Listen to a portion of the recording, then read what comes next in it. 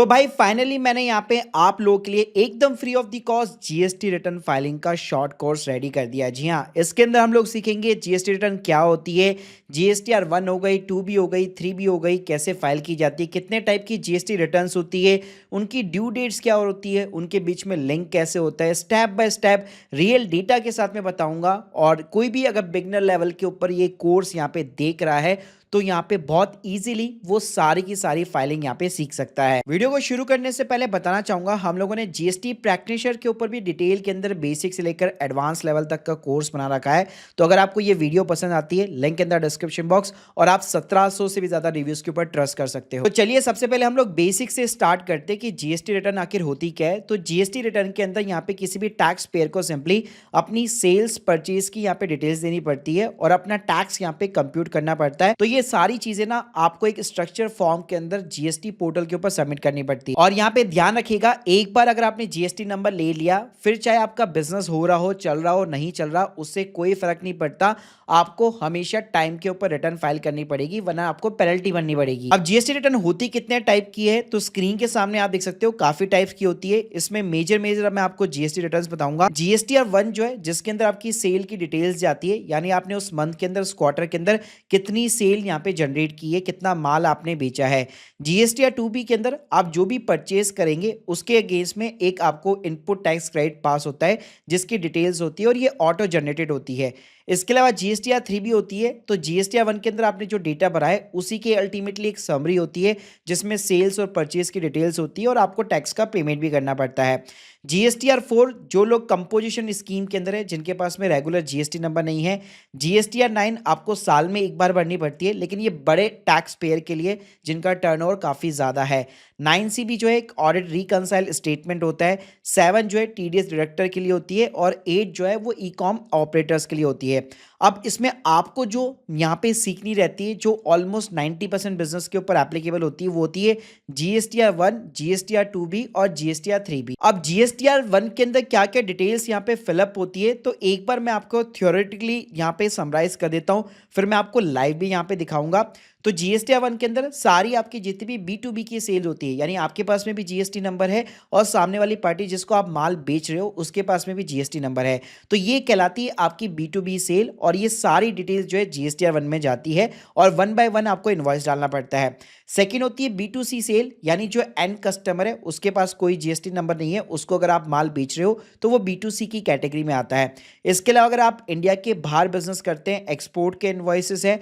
इसके अलावा अगर आपको सेल यहाँ पे कम करनी, यानी मान लीजिए सेल आपकी रिटर्न हो गई, तो आपको क्रेडिट नोट, डेबिट नोट वगैरह इशू करने पड़ते हैं, तो वो भी आपको जीएसटीआर 1 में रिपोर्ट करना होता है। जीएसटीआर 2B जैसे मैंने बताया, आपको ये ना फाइल नहीं करनी पड़ती, ये ऑटो जनरेटेड होती है बेसिकली। तो आपने यहाँ पे जितने भी अपने बिजनेस के लिए परचेज की है और उसमें आपने जितना भी जीएसटी गवर्नमेंट को पे किया है, अल्टीमेटली उसकी आपको एक क्रेडिट देखने को मिल जाती है और ये क्रेडिट आपको जीएसटीआर 2B के स्टेटमेंट में देखने को मिलती है। और फिर हमारी आती है लास्ट में जीएसटीआर 3B, जिसमें जीएसटीआर 1 फाइल करने के बाद में जो भी आउटवर्ड सप्लाई समरी होगी वो देखने को मिलेगी।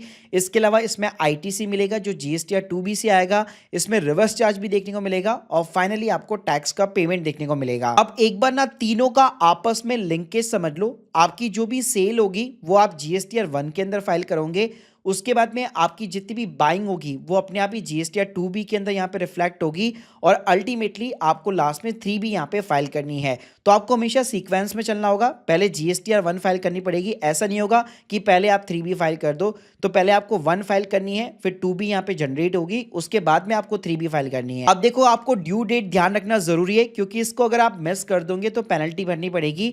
जीएसटीआर 1 की अगर आपने मंथली फ्रिक्वेंसी यहाँ पे सेलेक्ट की हुई है, छोटा मोटा अगर आपका टर्नओवर नहीं है, काफी अच्छा खासा अगर आपका बिजनेस है, तो हर महीने की 11 तारीख के पहले आपको जीएसटीआर 1 यहाँ पे भरनी पड़ेगी।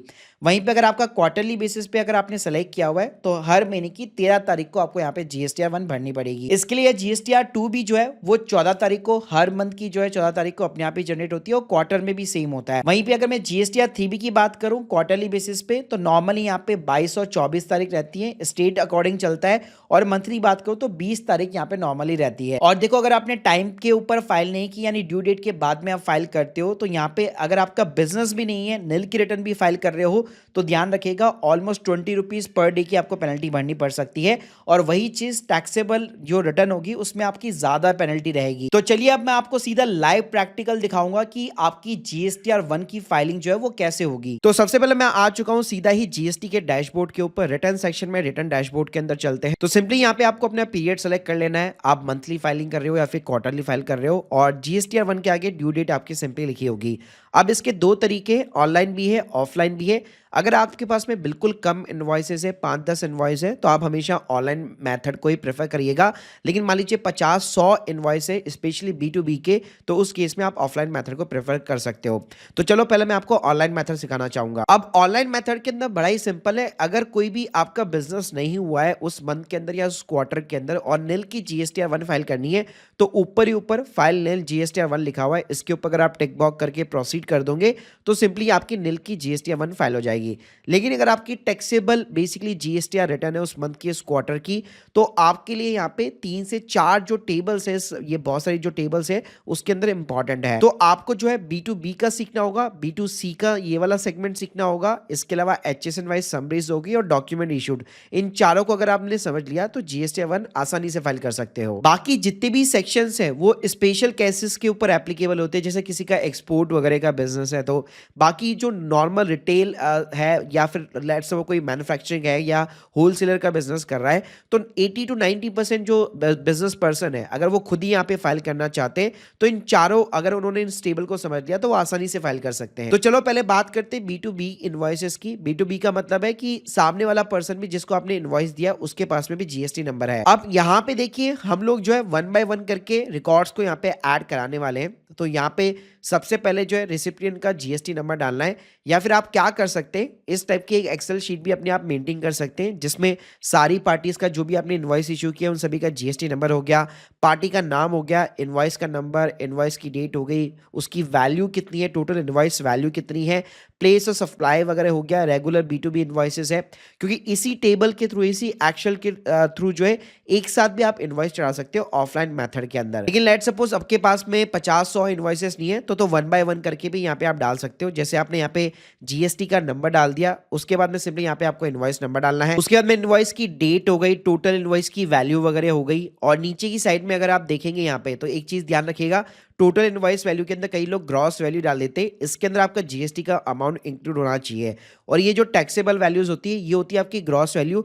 इसका मतलब है कि यहाँ पे जैसे मान लीजिए आप 5% स्लैब के अंदर फॉल करते हैं जीएसटी की रेट के अंदर, तो आपको अपनी रेट डालनी है, तो जीएसटी का अमाउंट ना अपने आप कैलकुलेट हो जाएगा। और आईजीएसटी है, सीजीएसटी है, ये भी टेंशन लेने की जरूरत नहीं है, क्योंकि ऊपर जिस पार्टी का आपने जीएसटी नंबर डाला हुआ है तो उसका जो प्लेस ऑफ सप्लाई है, पीओएस है, वो भी अपने आप सेलेक्ट हो जाएगा और उसी के अकॉर्डिंग जो है अपने आप ही ये टैक्स का जो अमाउंट होगा वो कैलकुलेट हो जाएगा। तो इस तरह से 1 by 1 करके आप यहाँ पे सारे इनवॉइसेस को जो है यहाँ पे सिंपली तरीके से सेव करा सकते हो। लेकिन भाई आप कहते हो भाई मेरे पास तो 1-2 इनवॉइसेस नहीं है, बहुत टाइम लग जाएगा, तो उस केस में आप क्या कीजिए, जीएसटी की साइट के ऊपर जाइए, यहाँ पे आपको रिटर्न का एक ऑफलाइन टूल मिल जाता है, इसको आप सिंपली डाउनलोड कर लीजिएगा। डाउनलोड करने के बाद में कुछ इस टाइप का आपका डैशबोर्ड खुलेगा। इंस्टॉल करने के बाद में आपको सिंपली यहाँ पे न्यू करना है, यहाँ पे आपको अपना खुद का जीएसटी नंबर डालना है, फाइनेंशियल ईयर सेलेक्ट कर लेना है, पीरियड सिंपली यहाँ पे सेलेक्ट कर लेना है और इन क्वेश्चन के जवाब दे देने कि आप सेल्स के टैक्स पेयर है कि नहीं है या फिर क्वार्टरली फाइल कर रहे हैं कि नहीं कर रहे हैं। तो यहाँ पे फायदा क्या मिलेगा ना, यहाँ पे ना आपको एक इंपोर्ट फाइल का सेक्शन मिल जाता है। यहाँ पे सिंपली आपको B2B वाला सेगमेंट सेलेक्ट करना है और यहाँ पे आपको एक CSV फाइल अपलोड करनी है। अब ये CSV फाइल कैसे होगी, तो स्क्रीन के सामने देख सकते हो, इस फॉर्मेट को आप यहाँ पे अडॉप्ट कर सकते हो। और ये फॉर्मेट जो टेम्पलेट जो है बेसिकली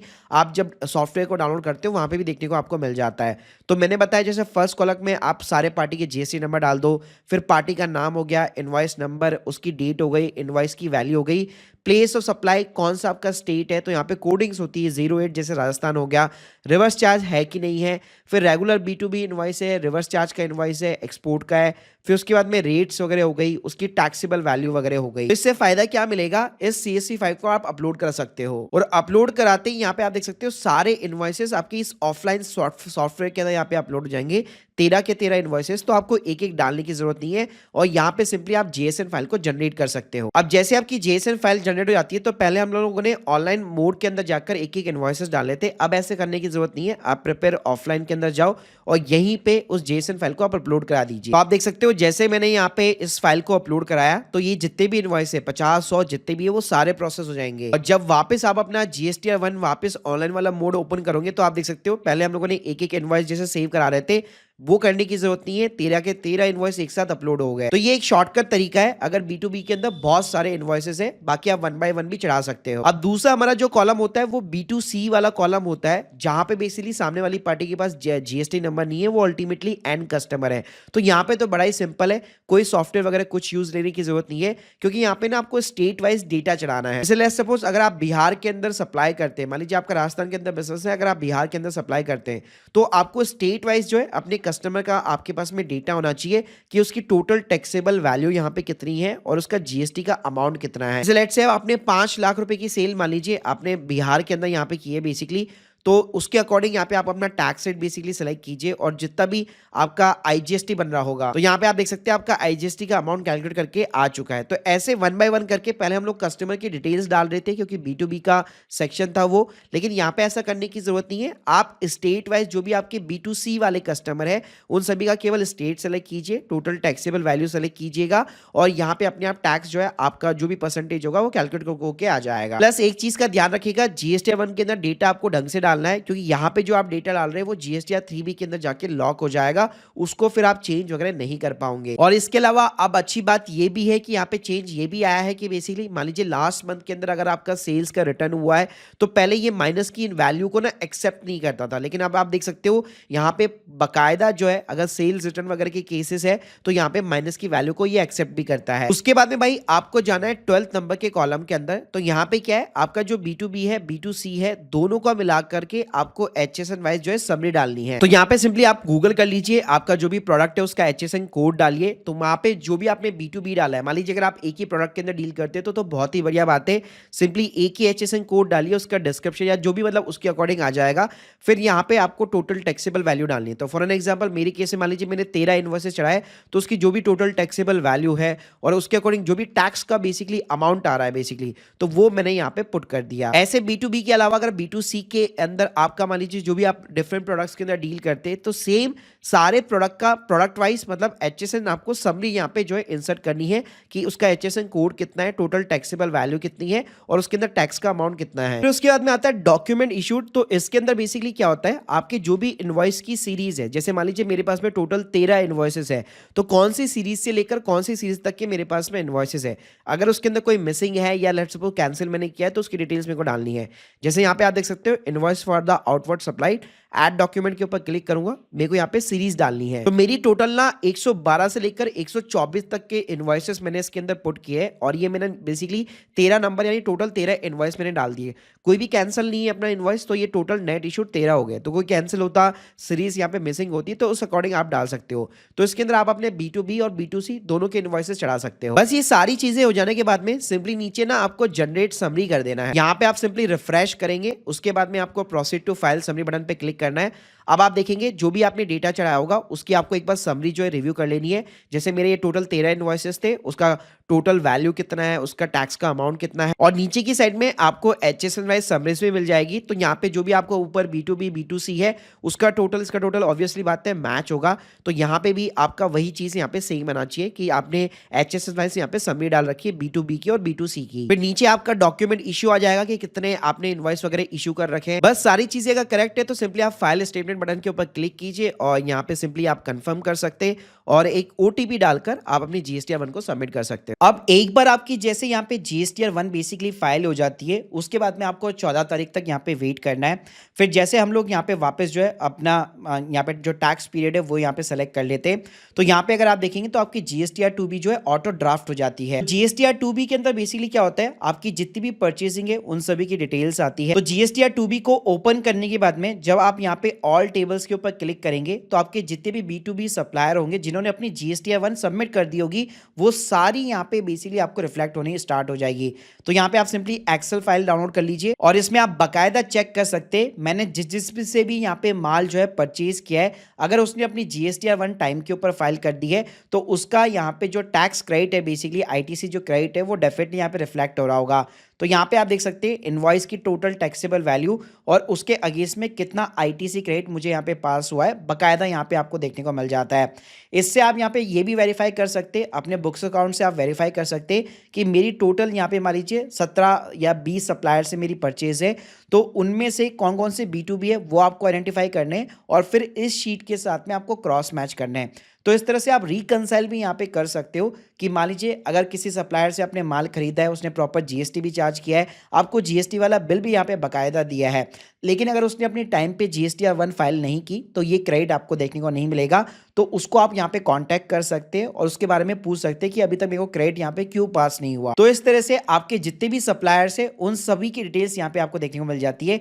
ध्यान रखिएगा जो रजिस्टर्ड सप्लायर्स है केवल उन्हीं का क्रेडिट आपको देखने को मिलता है। ऐसा नहीं है कि कोई रिटेल एंड कस्टमर है जिसके पास कोई GST नंबर नहीं है उसका क्रेडिट भी आपको यहाँ पे देखने को मिलेगा, क्योंकि वो तो अपनी GST रिटर्न फाइल ही नहीं करता। तो यहाँ पे केवल क्रेडिट आपको उनका ही देखने को मिलेगा जो अपनी GSTR 1 बेसिकली टाइम के ऊपर फाइल करते हैं, उन्हीं का क्रेडिट आपको GSTR 2B में देखने को मिलेगा। इसके अलावा कई बार ये होता है कि यहाँ पे आपको अगर आपको प्रॉपर क्रेडिट देखने को नहीं मिल रहा तो रिटर्न्स के अंदर ही एक आपका इनवॉइस मैनेजमेंट डैशबोर्ड होता है, IMS डैशबोर्ड बोलते हैं, इसके ऊपर आपको जाना है और यहाँ पे इनवॉइस सप्लाई के अंदर आपको जाना है। तो यहाँ पे आप देख सकते हैं जितने भी आपके इनवॉइसेस जो आपको GSTR 2B के अंदर दिख रहे हैं वो सारे यहाँ पे आपको देखने को मिल जाते हैं। तो यहाँ पे ना आपको सारे B2B इनवॉइसेस के ऊपर जैसे आप क्लिक करेंगे तो अगर वैसे तो यहाँ पे आप कोई एक्शन नहीं लेते तो सारे इनवॉइसेस आपके एक्सेप्ट माने जाते हैं, लेकिन लेट सपोज अगर कोई इनवॉइस आपका GSTR 2B के अंदर नहीं आ रहा है लेकिन यहाँ पे आपको देखने को मिल रहा है तो बकायदा उस इनवॉइस को सेलेक्ट करके उसके ऊपर आप एक्शन ले सकते हो कि ये इनवॉइस को मैं एक्सेप्ट करता हूँ और फिर वापस यहाँ पे आप अपने GSTR 2B को जो है रीजनरेट करवा सकते हो। तो ये वैसे सब केसेस में नहीं होता, केवल कुछ ही केसेस में आपको देखने को मिलेगा। बाकी यहाँ पे जितने भी इनवॉइसेस हैं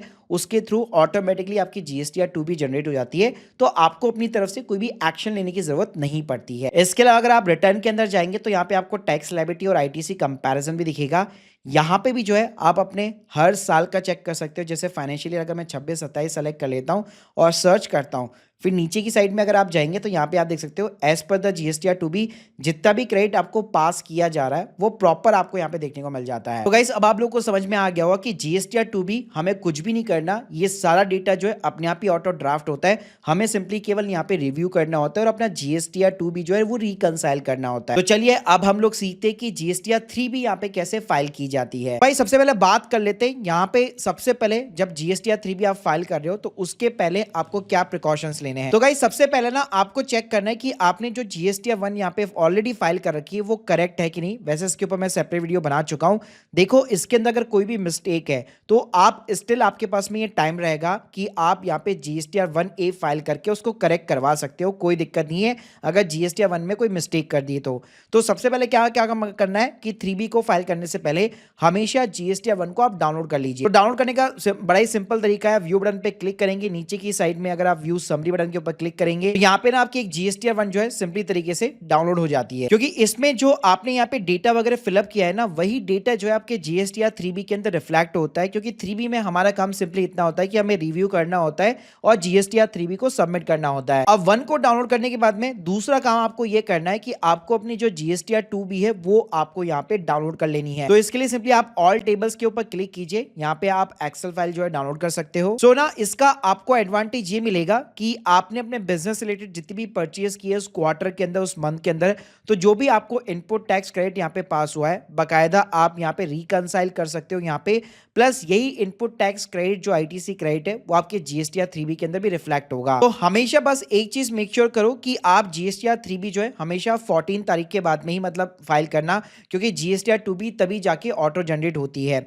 तो जैसे आप ये दोनों चीजें कर लेते हो, 1 आ चुकी है हमारे पास, 2B आ चुकी है, आप सिंपली 3B हमें यहाँ पे प्रिपेयर ऑनलाइन ऑफलाइन बटन पे क्लिक करना है। तो यहाँ पे आप देख सकते हो अगर जीएसटीआर 1 अगर आपने गलत फाइल की थी तो 1 में जो भी करेक्शन किया होगा उसकी वैल्यू यहाँ पे ऑटोमेटिकली जो है पॉपुलेट होगी, प्लस जीएसटीआर 2B की भी यहाँ पे वैल्यू अपने आप ऑटो पॉपुलेट होगी। तो देखो अगर नील की फाइलिंग है तो बड़ा ही सिंपल हो जाता है। स्टार्टिंग में ही आपको पूछ लेता है कि आप नील रिटर्न फाइल करना चाहते हो नहीं करना चाहते, तो वो आप ऑप्शन सेलेक्ट करके ओटीपी डाल के सबमिट कर सकते हो। लेकिन हम बात करेंगे टैक्सेबल रिटर्न की।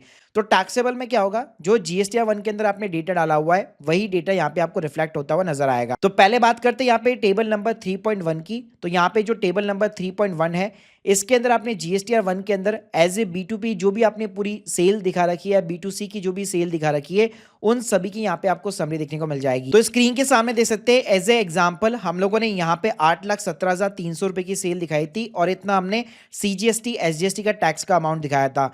तो सेम चीज हमें यहाँ पे रिफ्लेक्ट होने को मिल जाती है। तो आपको सिंपली इसको रिव्यू करना होता है, कंफर्म करना होता है। इसके अलावा एक RCM का भी केस होता है जहां पे जो है एज ए बायर को ही यहाँ पे जो है जीएसटी यहाँ पे गवर्नमेंट को पे करना पड़ता है। तो अगर वो केस आपके ऊपर एप्लीकेबल है तो उस केस में ये वाला जो कॉलम होता है वो आपके रिलेवेंट होता है। यहाँ पे जीएसटीआर 1 से कई बार डेटा रिफ्लेक्ट होता हुआ दिखाई देगा अगर सामने वाली पार्टी ने अपनी जीएसटीआर 1 के अंदर चीजें रिफ्लेक्ट की है तो। लेकिन अगर ऐसा नहीं है तो यहाँ पे आप मैनुअली भी जो है टैक्सेबल वैल्यू डाल सकते हैं। तो ये केवल उन्हीं के लिए जिनके ऊपर आरसीएम एप्लीकेबल होता है। बाकी कुछ चीजें ऐसी होती है जहां पे जीएसटी का रेट ही यहाँ पे नहीं लगता, जो कि निल और एग्जेम्प्टेड सप्लाईज के अंदर आती है। तो यहाँ पे सिंपली टैक्सेबल वैल्यू के अंदर आपको वो चीजें डालनी पड़ती है। प्लस मैंने बताया था कि अगर मान लीजिए जीएसटीआर 1 के अंदर कोई मिस्टेक हो जाती है तो यहाँ पे आप साफ देख सकते हो जीएसटीआर 1 का प्रॉपर तरीके से मेंशन है कि अगर मिस्टेक हो गई है तो 3B को फाइल करने से पहले 1A फाइल कर लेना और उसी का डेटा यहाँ पे आपको रिफ्लेक्ट होता हुआ नजर आएगा। तो यहाँ पे आपको कर देना है सिंपली कंफर्म। तो ये आपका पूरा B2B B2C RCM सारी चीजें 3.1 में देखने को मिल जाती है। फिर यहाँ पे मेन जो टेबल होती है 3.2 होती है जो कि इंटर स्टेट की होती है, यानी एक स्टेट से दूसरे स्टेट के अंदर अगर आपने माल बेचा है तो नॉर्मली ये B2C होता है आपका। और अगर आपने अपने जीएसटीआर 1 के अंदर ये चीज शो कर रखी है स्टेट वाइज तो पूरी स्टेट की लिस्ट भी जो है यहाँ पे आपको देखने को मिल जाती है। और ये टेबल ध्यान रखिएगा अब लॉक हो चुकी है, मतलब इसमें आप मैनुअली कुछ चेंज नहीं कर सकते, बस आपको प्रीव्यू करना है और कंफर्म करना है। इसके बाद में ये वाली जो टेबल देख रहे हैं 99% केस में भी एप्लीकेबल नहीं होती, केवल जो ई-कॉमर्स ऑपरेटर्स होते हैं उनके ऊपर एप्लीकेबल होती है। आपको अब आ जाना है 4th नंबर की टेबल के ऊपर जो है एलिजिबल आईटीसी। तो हम लोगों ने जो जीएसटीआर 2B यहाँ पे एक्सेल के अंदर डाउनलोड की थी, तो यहाँ पे जितना भी आपका टैक्स यहाँ पे आ रहा होगा, जो आपको क्रेडिट यहाँ पे पास हो रहा होगा, वो आपको 4th नंबर पे दिखेगा। यहाँ पे स्क्रीन के सामने आप देख सकते हो यहाँ पे आईटीसी अवेलेबल के अंदर जो 5th नंबर का कॉलम है यहाँ पे ये आपको टैक्स का अमाउंट जो है देखने को मिल जाता है। तो जो जीएसटीआर 2B के अंदर रिफ्लेक्ट हो रहा है एग्जैक्ट वही अमाउंट यहाँ पे आपको देखने को मिलता है। इसके अलावा कई बार ये होता है कि जीएसटीआर 2B के अंदर कोई इनवॉइस हमें देखने को नहीं मिल रहा है लेकिन पार्टी ने यहाँ पे इनवॉइस वगैरह चढ़ाया है, तो उस केस में एक बार जो आप रिटर्न्स के अंदर जाकर अपना invoice management system IMS dashboard होता है उसको रिव्यू जरूर कर लीजिएगा। तो जैसे यहाँ पे आपका ये अमाउंट रिफ्लेक्ट होने को मिल जाता है, आपको कुछ भी चेंज वगैरह कुछ भी यहाँ पे करने की जरूरत नहीं है। इसके बाद में यहाँ पे एक इंपॉर्टेंट कॉलम आईटीसी रिवर्स का भी होता है, जिसके अंदर बेसिकली जो है टेम्पररी रिवर्सल और परमानेंट दोनों होता है बेसिकली। तो यहाँ पे देखिए अगर कोई ऐसा आईटीसी आपने लिया हुआ है जो पर्सनल गुड्स मतलब पर्सनल यूज के लिए आपने कोई गुड्स को बाई किया था, उस पे आपने जीएसटी ले रखा है, तो उस केस में उसको आप रिवर्स कर सकते हो। तो देखिए अगर परमानेंट रिवर्सल है तो फिर आपको ये फर्स्ट कॉलम के अंदर ही उसको रिवर्स करना पड़ेगा और यहाँ पे जितना अमाउंट डालोगे इस अमाउंट में से ये ऑटोमेटिकली ना माइनस हो जाएगा। तो यहाँ पे भी सिंपली आपको रिव्यू करना है और कंफर्म कर देना है। उसके बाद में यहाँ पे 5th कॉलम के अंदर जो भी आप परचेजेस अगर आपने कोई निल या नॉन जीएसटी इनवर्ट सप्लाई यहाँ पे बाय कर रखी है तो उसकी डिटेल्स यहाँ पे सिंपली जाती है। उसके बाद में आता है 5.1। तो यहाँ पे भी आपको डेटा डालने की जरूरत नहीं है, ये ऑटोमेटिकली कैलकुलेट होगा। अगर आपकी जीएसटी की लायबिलिटी बन रही है उसके ऊपर इंटरेस्ट वगैरह कुछ भी बन रहा है तो यहाँ पे आपको देखने को मिल जाता है। प्लस अगर आपने लेट भी फाइल की है लास्ट मंथ की जीएसटीआर 3B तो उसका भी जो लेट फीस वगैरह होगा सिस्टम अपने आप यहाँ पे कैलकुलेट कर लेगा। प्लस यहाँ पे आप सिस्टम जो है इंटरेस्ट भी आपका कैलकुलेट करके देता है, तो उसके अंदर अगर कोई इशू है कुछ भी है तो यहाँ पे आप वापस रिकम्प्यूट भी करा सकते हो। बस उसके बाद में सिंपली यहाँ पे आपको सेव बटन पे क्लिक करना है, फिर प्रोसीड टू पेमेंट करना है। अब यहाँ पे अगर आप नीचे की साइड में जाएंगे तो यहाँ पे आपका जितना भी आउटपुट टैक्स लायबिलिटी है वो आपको अपने आईटीसी क्रेडिट के साथ में सेट ऑफ यहाँ पे कराना पड़ता है। तो यहाँ पे अगर आपके पास में इनफ क्रेडिट है तो पूरा ही आउटपुट टैक्स लायबिलिटी ऑटोमेटिकली यहाँ पे जो है आपके क्रेडिट से यहाँ पे सेट ऑफ हो जाएगा।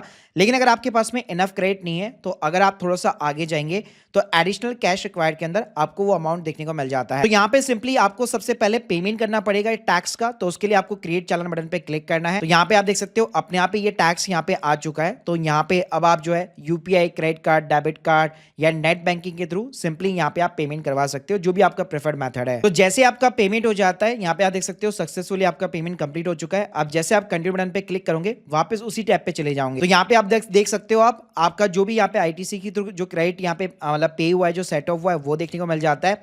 और एडिशनल जो आपने कैश पे किया है यहाँ पे, वो भी अब आपको देखने को मिल जाता है। अब कोई भी एडिशनल कैश रिक्वायरमेंट नहीं है। अब सिंपली आपको make payment and post credit ledger के ऊपर क्लिक करना है, एग्री एंड कंटिन्यू करना है, और उसके बाद में ये आपकी लाइब्रेरी को सेट ऑफ कर देगा। अब बस इतना करने के बाद में सिंपली प्रोसीड टू फाइल कीजिए, और यहाँ पे आप अपना एक ओटीपी डालकर जो है अपनी जीएसटी 3B को सबमिट करा सकते हो। सो गाइस, ये था एकदम शॉर्ट एंड क्रिप्स यहाँ पे हमारा जीएसटी रिटर्न फाइलिंग का कोर्स। बाकी अगर आप और एडवांस के अंदर चीजें सीखना चाहते हैं, लिंक के अंदर डिस्क्रिप्शन बॉक्स, जहाँ पे आप सीख सकते हो कि एक बेसिक से लेकर एडवांस लेवल की जीएसटी रिटर्न फाइलिंग के साथ में रजिस्ट्रेशन हो गया, अमेंडमेंट्स हो गया, डेबिट नोट, क्रेडिट नोट, ई वे बिल हो गया, इसके अलावा कंपोजिशन स्कीम हो गया, ई कॉमर्स की फाइलिंग कैसे होती है, ऐसी बहुत सारी चीज़ें आप सीख करके यहाँ पे अपनी क्लाइंट्स की यहाँ पे जीएसटी रिटर्न फाइल कर सकते हैं, और एक प्रैक्टिशनर जो है, जीएसटी जो प्रैक्टिशनर होते हैं, वो आप यहाँ पे बन सकते हैं। तो अगर आप एक ग्रेजुएट पर्सन हैं बेसिकली, या फिर लेट सपोज अगर आप कहीं पे भी यहाँ पे फ्रीलांसिंग वगैरह भी कर रहे हैं और अपनी स्किल और नॉलेज को अपग्रेड करना चाहते हैं, या फिर अपना छोटा मोटा कंसल्टेंसी भी यहाँ पे शुरू करना चाहते हैं, तो ये कोर्स ना आपके लिए परफेक्ट है। इवन लार्जेस्ट एजुकेशन प्लेटफॉर्म उडमे पे भी जो है हमारा आईटीआर और जीएसटी का कोर्स बेस्ट सेलर के साथ में हाईएस्ट रेटेड है। So guys, hope you like this video, please subscribe our channel. अगर आप लोग के कोई भी डाउट्स है तो कमेंट बॉक्स में जरूर बताइएगा। Thank you guys, thank you very much.